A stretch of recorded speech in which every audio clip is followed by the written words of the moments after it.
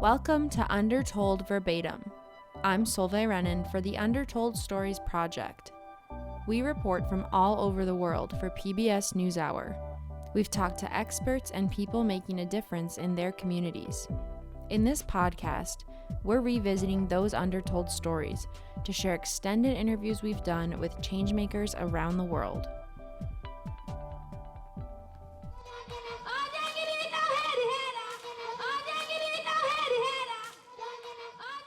The celebrations are called declarations. Rural communities have come together to declare that they are abandoning the deeply rooted practice of female genital cutting, or FGC. In the sea of faces is a tall white woman from Illinois. Molly Melching arrived in Senegal in the 70s as a student for what was supposed to be just 6 months. She's still there. The organization she founded, Tostan, which means breakthrough in the Wolof language, is behind the declaration event. Never in my wildest dreams could I have imagined that I would be sitting here years later saying that 4,792 communities in Senegal had abandoned. That number of villages has since grown to 8,000 across 8 countries. In the beginning, it was just unthought of, unbelievable, because it was so taboo. The success she's found is rare. Each year, the World Health Organization says up to 3 million girls in Africa are subjected to genital mutilation, and up to 200 million women live with its consequences. FGC dates back 2,000 years across many African and Middle Eastern countries, but the practice goes back hundreds of years before Islam or Christianity, and is also practiced in both faiths and religions native to this region. As we watch the COVID-19 pandemic unfold, it's clear that public health is dependent on more than doctors and hospitals. Community outreach is key, whether that means convincing community members to wash their hands or stay at home. Tostan is a prime example of the importance of engaging local communities in public health. Through education and empowerment, it has saved thousands of girls from female genital cutting. Our director, Fred de San Lazaro, spoke to Melching in Senegal in 2011 about her efforts to put the health of communities into their own hands. Why don't we begin? Stay tuned after that conversation to hear how Tostan is responding to the COVID-19 crisis in the 6 West African countries it operates in. When you started to scale this project up, you were seeing some progress during the late 90s, I believe, before you started to see a momentum. Tell us a little bit about your workings at that time. When we started the work on female genital cutting, really this was, as you know, not an objective of our program. And I had been originally against even putting this in our program because I worried, as a white American, touching upon culturally sensitive issues, taboo issues, issues that people actually got furious and angry over. I thought, what am I doing as an outsider, even though I had lived for 30 years in Senegal? What am I doing touching on subjects like this that are so deeply entrenched in the culture? And I talked to my staff about it, and I said, I'm not sure we should get involved in this, even though it's a women's health module. And we were doing human rights.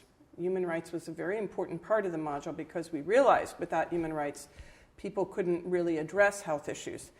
So the women looked at me and they said, what do you mean? We should not talk about this issue because you're American? What about all the rest of Tostan? All the rest of Tostan isn't American. Therefore, why would we be doing this for you? This is for African women. We have all suffered from this practice because the team that was working on the women's health module had all undergone female genital cutting. They had experienced problems from it, and they said it is time that we talk about it. The good thing about it was that the way we did it was very respectful. Like all the other sessions in our module, we tried to take into account the culture, the religious beliefs, and tried to be very sensitive about approaching this. We went to many, many women and to men and to the religious leaders, and we got their opinions before we actually put this in the module we were working on. But when we did do it, and then actually we're totally shocked. We were totally shocked when the women of Malekunda Bambara, after doing the women's health module, told us that they had decided to abandon this practice. I was the most surprised at all. It had never been our intention in 1996, when we did this module on women's health and we put in the human rights, we had never had as an objective that people abandon. We thought, we're going to inform them, they will become aware, and on their own they will see how to move this forward. But never in my wildest dreams could I have imagined that I would be sitting here years later, 13 years later, saying that 4,792 communities in Senegal had abandoned. In the beginning, it was just unthought of, unbelievable, because it was so taboo. So in the beginning, there were lots of problems. The first village that stood up and decided to abandon, when we asked them if they would be willing to talk to journalists about this, they said, after thinking quite a bit, it was a big decision that those women, those brave, brave women made. They said, okay, we made the decision, so why should we be afraid to share this with our sisters and brothers and our community? Little did they realize what reaction they would have. When they stood up, the day that we invited journalists to come and listen to why they had decided to abandon this practice, none of the other villagers showed up. And it was amazing, because when I had first gone, we had the whole village come out and talk about how the imam, the village chief, the men, the adolescents, everybody had decided to abandon. And suddenly, when the journalists came, there were only the women and just one or two men. And we went, uh-oh, something is going on. And it was only when we realized that one village alone cannot stand up without the others that are part of their social network, the other villages with whom they intermarry. It was because of a villager named Demba Jawara that we were actually able to understand how this is so important to have the people themselves. We should have asked the women to reach out to all those villages where they intermarry, to listen to them, to talk to them, to dialogue with them, to understand the negative health consequences of this practice, and to join together, unite, and be one group that decides to abandon together.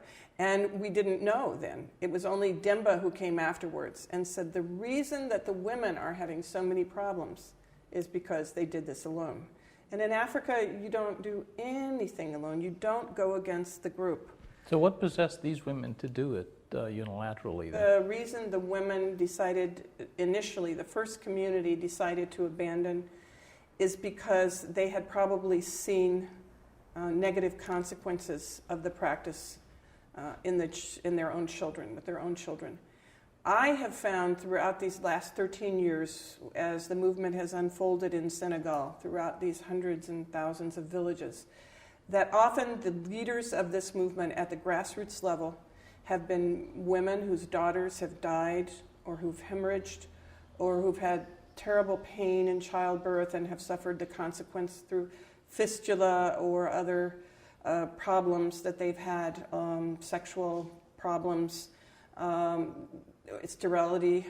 And I think that has a lot to do with it. I think that somewhere in their mind, even though they were told that the consequences of this practice, when there were negative consequences, it was bad spirits that caused it. At that time, they had not gone through the health module, many people, and they didn't understand germ transmission, and they didn't understand what actually happened with the cutting and why they would have problems. Why did these women stand up? They stood up because when they heard the health consequences of the practice, and they started connecting the dots and saying, okay, we've seen our girls get fevers 2 weeks later, and maybe they had tetanus, but we always thought they died of tetanus, maybe not that it was the FGC operation that led to this. Rather, when a child or girl gets a fever 2 weeks later, they don't associate it with what happened to her 2 weeks before. So suddenly, as they started learning the germ transmission and the consequences of FGC and how these infections occur and why they had more problems in childbirth than other women who have not been cut, they started saying, wait a minute, and discussing among themselves and saying, look, together we have decided to move towards practices which help us to improve our health and our well-being and to move forward in the community, and that our girls and our sons, everyone will be healthier and happier. There will be more well-being. This is what we've said are our goals for the future, and these practices are not helping us achieve these goals. And I must say, too, that what has been key in all of this has been the human rights sessions, where people learned for the first time that they have the human right to speak out. They have the human right to health and the responsibility to make sure their daughters and their children and their families are in good health, their communities are in good health. And so they really discussed this profoundly, deeply. It touched them, as human rights education has touched hundreds of thousands of villagers that we have reached with this kind of education. It's very moving when they learn that they have the right to be free from all forms of discrimination, that they are born equal, and it's amazing how it changes people and gives them confidence. They learn they have the human right to speak out and voice their opinions. And I think this is what gave the women confidence. They say, yes, this makes sense. We should have the right to decide to abandon a practice that has done harm to our girls. They did not have confidence to do that before, and going through the program, learning how to speak out, how to express their problems and their fears for the future and their goals for the future led them to be courageous enough to stand up in front of the nation and abandon the practice on July 31st, 1997. What did you set out to do when you started Tostan? You say this was not part of the program. What were you thinking when you began? I came to Senegal for 6 months as a student, and I had no intention of staying when I got on the plane to come over here. But when I got off that plane, I realized, I think I'm going to be here for a long time. It was an immediate feeling of being very happy to be in Senegal. And as I lived here and I went to the University of Dakar, I started talking to people, of course, and I learned the language. I learned to speak in Wolof, and I found out so many things that I could never have imagined when I was in the United States studying at the University of Illinois. You hear of things, but when you see a friend that you have known for several months and you've gone to her house for lunch, and then she tells you her child has some problem, that it's someone who's cast an evil spell on the child, the baby, and that she's going to take them to a religious leader to get the spell taken off. And you don't know what to say. And it turns out the baby was dehydrated. And I should have known that because the fontanelle was sunken. And these are things I should have learned, perhaps, in school, but I didn't. And I didn't tell her that, and then that baby died. And I had a lot of things like this happen, and I realized that people like this woman had never been to school. They did not have basic information. They did not speak French, which is the language of the formal schools. And so I sat and thought, my goodness, these people need to be able to learn in their own language. The women particularly had not been able to go to school, they were not able to learn French at age 40 or 45, but they could easily learn in their own language.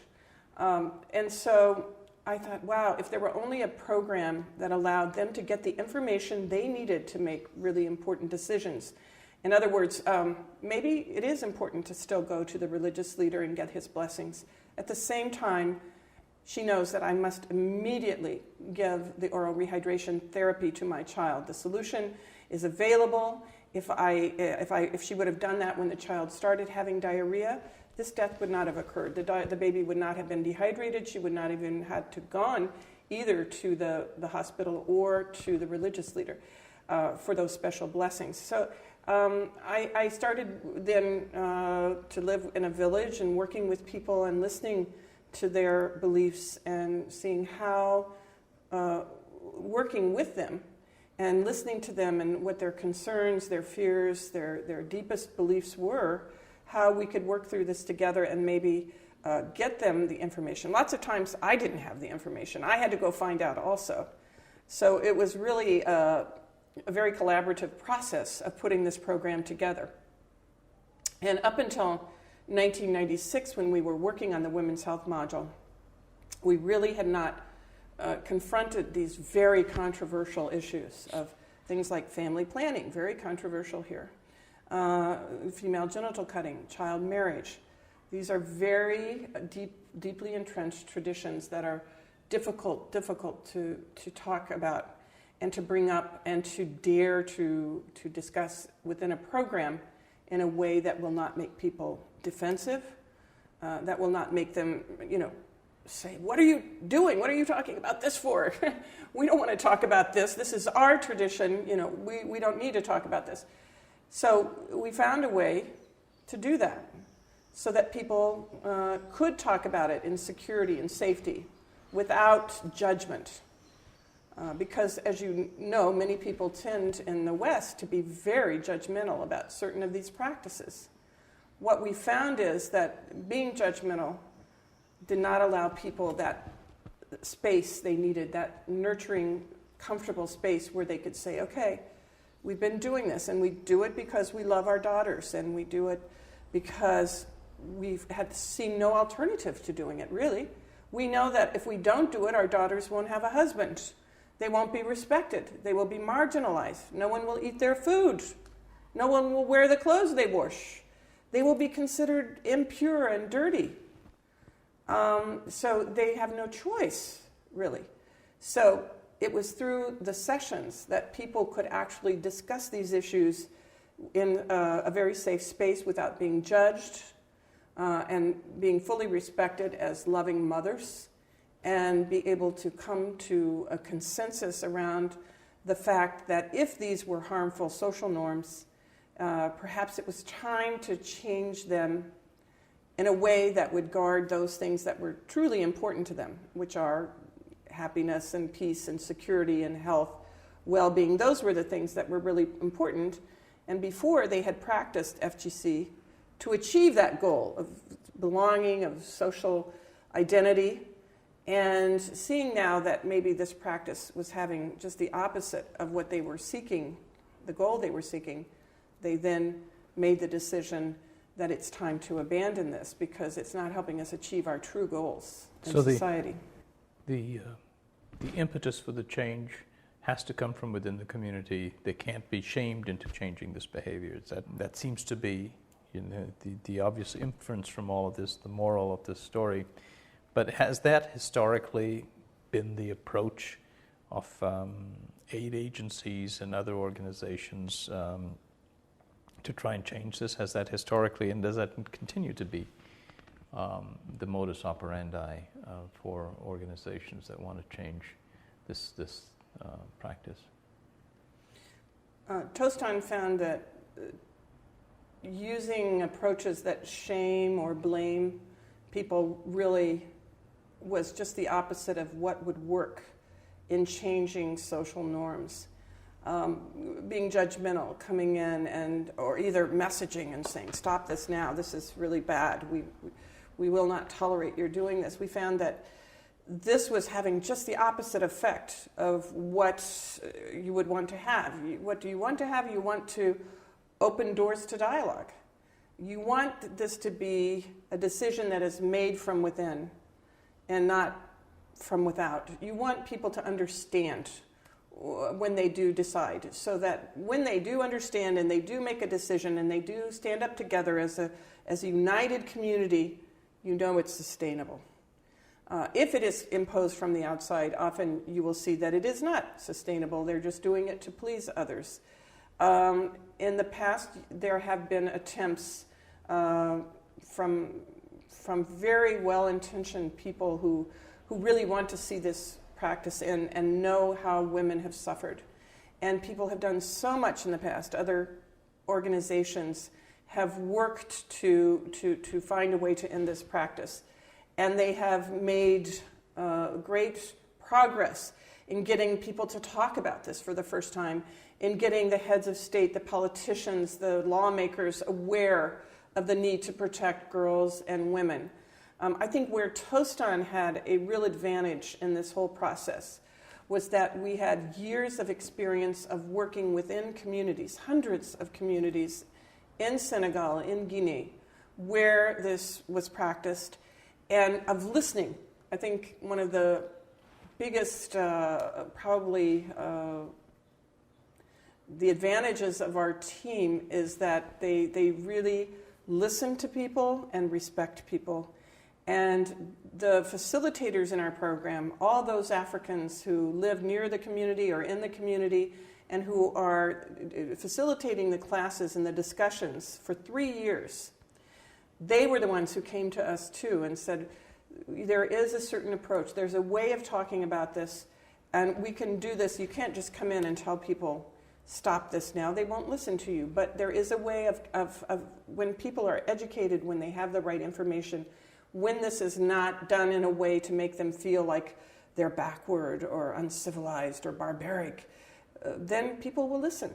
When you say to someone, you do love your daughter, we know you love your daughter, and you're doing things because you love your daughter, but let's look at this and let's try to understand together exactly what are the consequences of this practice, but you are the ones that will have to make the decision. Then suddenly people are willing to listen. They don't get defensive. They don't say, wait a minute, who are you to be coming in here and talking to me about this? Were these people to listen? What would they have heard from the community on this issue? I'm sorry? You say, one of the things that distinguishes Tostan from Tostan's approach from others is the ability to listen, which I assume means learning more about the community and its norms and where they're coming from. What would they have heard had people chosen to listen? What did Tostan hear coming back from the community that informed your approach? Every lesson that we have learned in this entire process, moving forward towards accelerated abandonment of this practice throughout the country, has come really from the people themselves. They are the ones who have led this movement. They have told us what needs to be done. They themselves have gone from community to community, and they know what to say to people because they come from that ethnic group. We have never, for example, I would never be a person who went into a village that practices FGC to talk to them. That would be unheard of, unthinkable for us. The people who do go into those villages are participants of our program who have learned, who have become experts, community experts on health, on human rights, who have come together, made decisions, and want to share this. They always say, it's interesting, they always say, when we go to communities, we don't impose on them either. We don't say, you have to do this because we know now this is really bad. No, they talk to them and they tell them about what they went through, how difficult it was for them in the beginning, how much they discuss this, whether they should or they shouldn't, or what would it mean in terms of their respect for their ancestors. But the whole idea was that they were the ones who were showing us the way forward. They were the ones saying, we need to go to this and this and this and this village because that's where we're connected. This is where we have relatives. Without them, we will not be able to end this practice.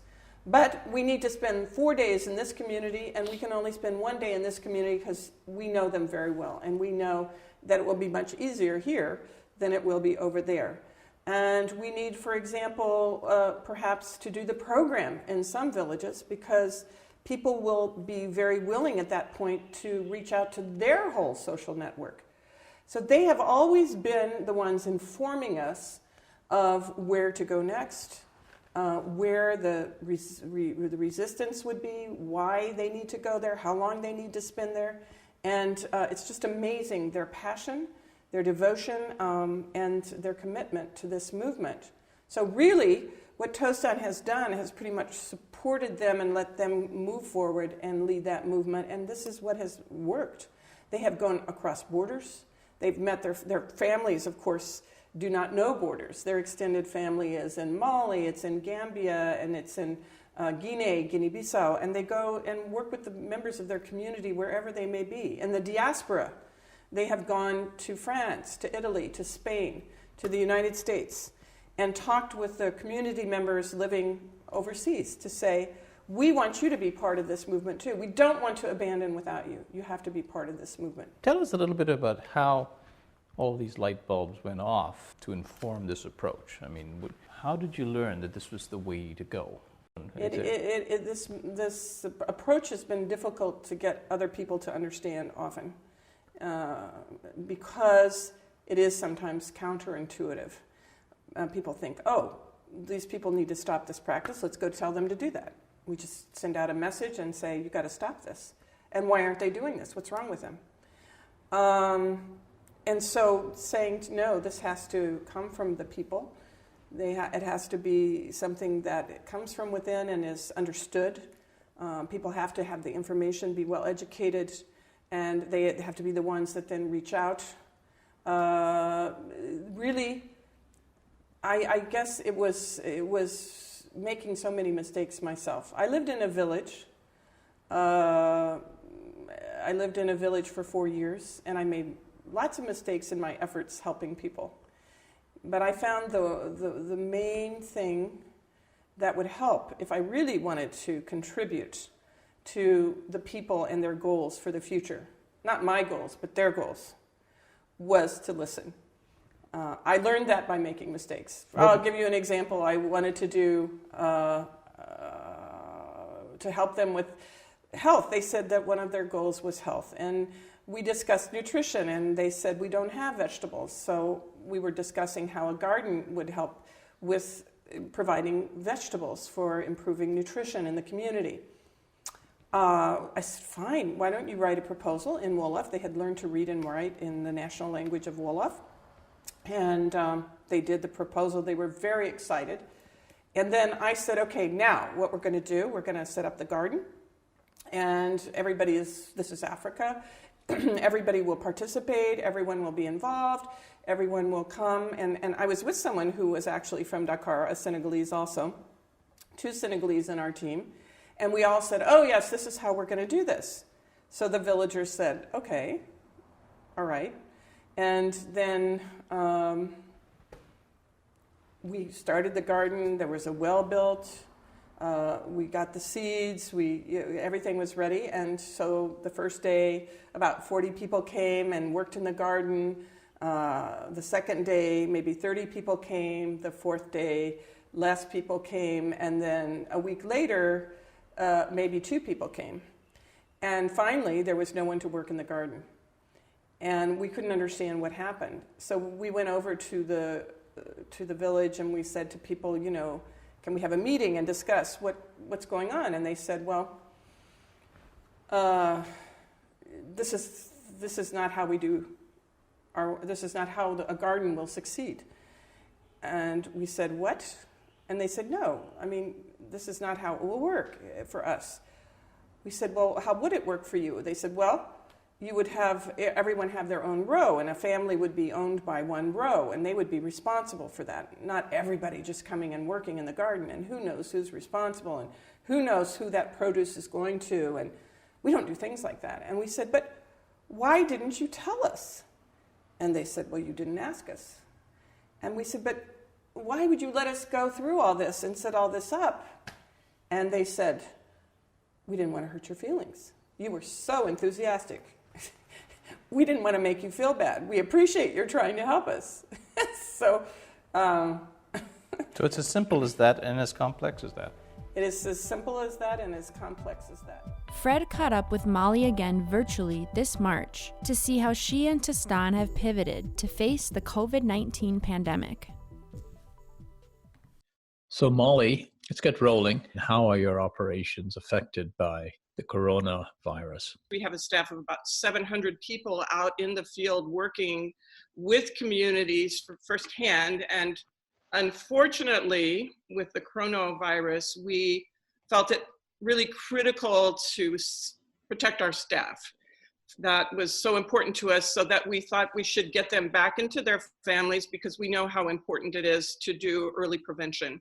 So all of our facilitators who are in the communities working directly with the 3-year program with the communities in their huts, in their homes, they have gone back to their own villages. The supervisors are no longer in the field, and our national coordinators and our international office, all of us are now back in our homes, working from home. We're all working.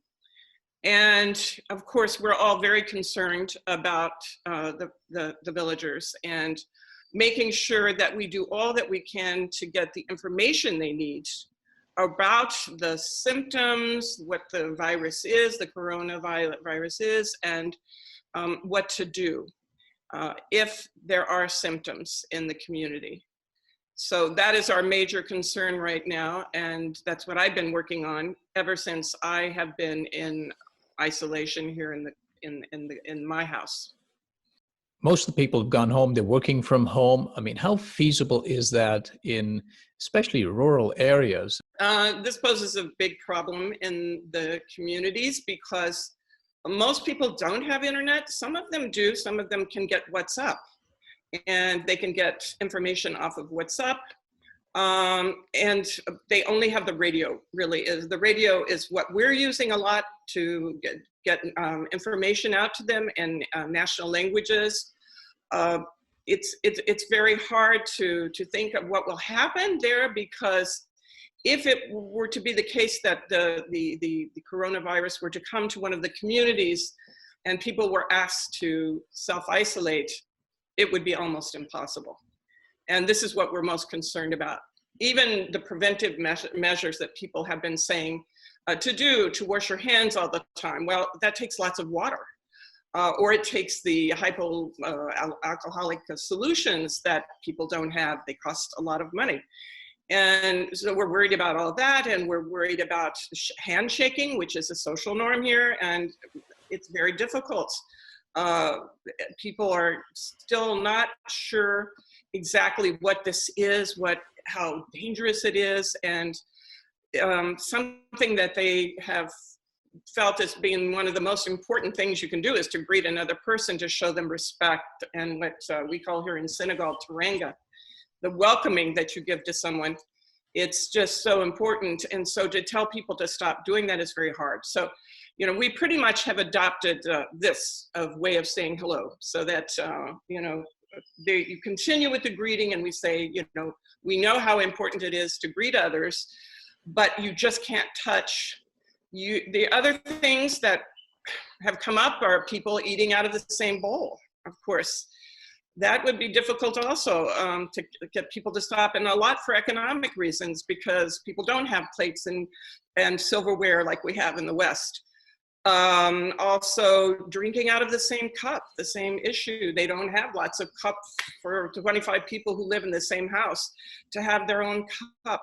Just so many challenges that we are faced with, and how to deal with them. Another issue, lots of issues. People here don't have refrigerators. A lot of villagers, of course, don't have refrigerators. So if you tell them to stay home and not go out, how can they stock food, and how can they put things in the refrigerator? They're used to going to the market every day to get their food. Now suddenly they're closing the markets. They're closing down early here. Restaurants have closed. They've been closed for a week or 10 days. It's very hard. And of course, for people like me who are over 60, I can't really go out. People are all saying to me, you're under house arrest. You're not going to go out. So what I'm trying to do is get out videos, short videos, to get information to people.